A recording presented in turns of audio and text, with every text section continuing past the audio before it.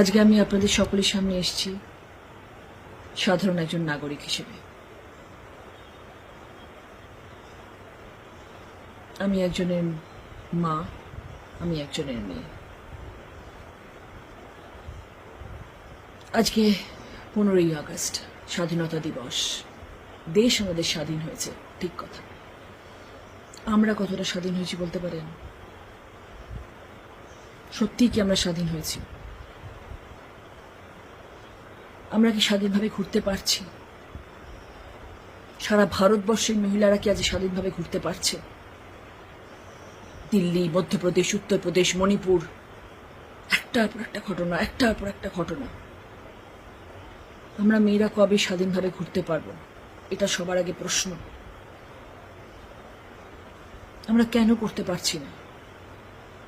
আজকে আমাদের কলকাতা শহরের আরজিকরের এই ঘটনা অত্যন্ত নিন্দনীয়। ভাষায় প্রকাশ করা যায় না, মুখে আনা যায় না যা ঘটেছে। আমরা প্রতিবাদের সুর তুলেছি, আমরা আওয়াজ তুলেছি, আমরা রাস্তায় হাঁটছি, আমি আপনাদের সাথে আছি।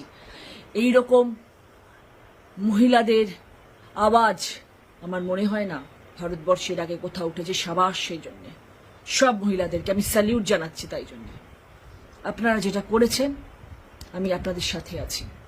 মহিলা হিসেবে আমি আপনাদের সাথে আছি, বিশ্বাস করুন। এই আওয়াজ উঠিয়ে রাখবেন যতক্ষণ না সুবিচার পায়। এই আওয়াজটা তুলে রাখবেন। বাবা মা যেন সুবিচার পায়, দোষী যেন শাস্তি পায়, এই আওয়াজটা তুলে রাখবেন। আছি আপনাদের সাথে, বিশ্বাস করুন।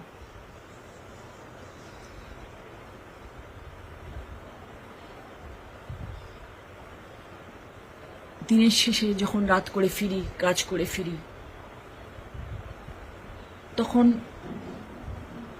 গাড়ি করে ফিরি, কিন্তু সব মানুষ গাড়ি পায় না। অনেক মানুষ, অনেক মেয়ে রাস্তা দিয়ে হেঁটে ফেরে, কেউ বাসে ফেরে, ঝুলতে ঝুলতে ফেরে, কেউ শাটল ট্যাক্সি করে ফেরে, কেউ অটো করে ফেরে,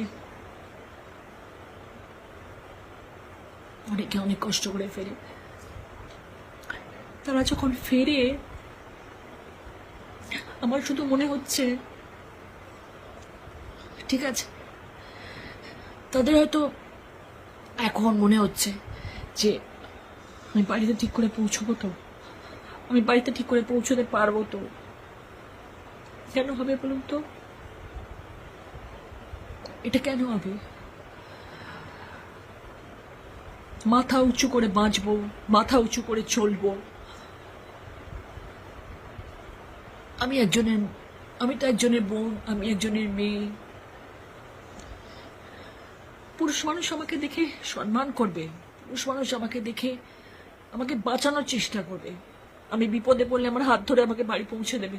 এটা তো পুরুষ মানুষের জাত হওয়া উচিত। পুরুষ মানুষের জাত কি এরকম হবে যে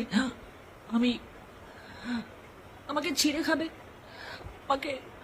আমি চিৎকার করবো, আমার কথা শুনবে না, আমি কাঁদবো, আমার আওয়াজ বাইরে অব্দি পৌঁছবে না? কেন হবে?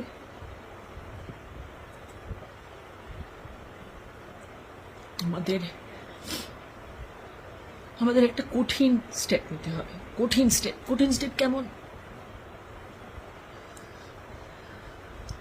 বিচার ব্যবস্থা এমন হতে হবে, ভারতীয় সংবিধানে বিচার ব্যবস্থা এমন হতে হবে যে কোনো মেয়ের দিকে কোনো পুরুষ কুনজর দিতে পারবে না। তাদের শাস্তি এমন হবে যে তারা ভাববে যে আমরা কি করেছি, কি করব, ভাববে যেটা আমরা করব কিনা। এইরকম শাস্তি হওয়া উচিত।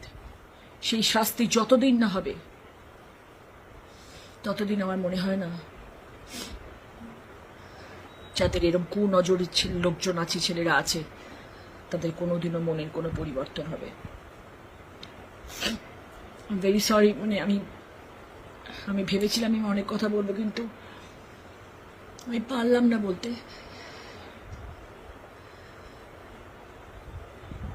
Sorry for that. কিন্তু আমি আপনাদের সাথে একমত। আপনারা যারা এই প্রতিবাদের সুর তুলেছেন, এই অন্যায়ের প্রতিবাদ হওয়া উচিত। যত দ্রুত সম্ভব অপরাধীর শাস্তি পাওয়া উচিত। আপনারা